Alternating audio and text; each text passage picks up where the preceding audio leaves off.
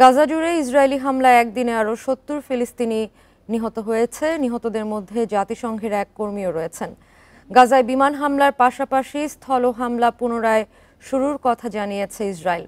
এদিকে অধিকৃত পশ্চিম তীরেও বৃহত্তর এবং শক্তিশালী ফ্রন্ট লড়াই শুরু হতে পারে বলে সতর্ক করেছেন ইসরায়েলি প্রধানমন্ত্রী।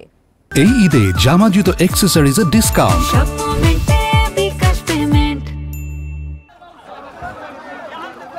গাজায় বিমান হামলা অব্যাহত রেখেছে ইসরায়েল। বুধবারও উপত্যকার বিভিন্ন স্থানে হামলায় বেসামরিক ফিলিস্তিনি হতাহত হয়েছে।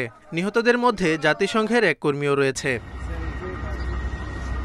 গাজায় বিমান হামলার পাশাপাশি স্থল হামলা পুনরায় শুরুর কথা জানিয়েছে ইসরায়েল। আইডিএফ জানায়, উপত্যকার উত্তর ও দক্ষিণাঞ্চলকে বিভক্তকারী নেতজারিম করিডোর দিয়ে সেনারা ট্যাঙ্ক নিয়ে গাজায় প্রবেশ করেছে। এদিকে অধিকৃত পশ্চিম তীর পরিদর্শনে গিয়ে সেখানেও ইসরায়েলের বৃহত্তর এবং শক্তিশালী ফ্রন্ট লড়াই করতে পারে বলে সতর্ক করেছেন প্রধানমন্ত্রী বেনিয়ামিন নেতানিয়াহু। আমরা গাজায় হামাসের বিরুদ্ধে তীব্র যুদ্ধ চালাচ্ছি। অধিকৃত পশ্চিম তীরেও এ ধরনের লড়াই শুরু হতে পারে।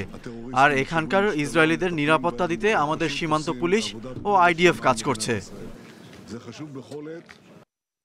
গাজার বাসিন্দাদের জন্য শেষ সতর্কবার্তা জারি করেছেন ইসরায়েলি প্রতিরক্ষামন্ত্রী ইসরায়েল কাটজ। বুধবার এক ভিডিও বার্তায় উপত্যকার ফিলিস্তিনিদের মার্কিন প্রেসিডেন্টের পরামর্শ মেনে অন্যত্র চলে যেতে বলেন তিনি। এ সময় গাজার ক্ষমতা থেকে হামাসকে অপসারণ করতেও বলেন কাটজ। যুদ্ধবিরতির প্রস্তাব মেনে নেওয়া হামাসের জন্য একটি সুযোগ বলে জানিয়েছে মার্কিন পররাষ্ট্র মন্ত্রণালয়। তবে হামাস বলছে, এ ধরনের প্রস্তাব জানুয়ারিতেই মেনে নিয়েছে তারা। ইসরায়েল যুদ্ধবিরতির শর্ত থেকে বেরিয়ে এসেছে বলেও অভিযোগ ফিলিস্তিনের স্বাধীনতাকামী এই সংগঠনের।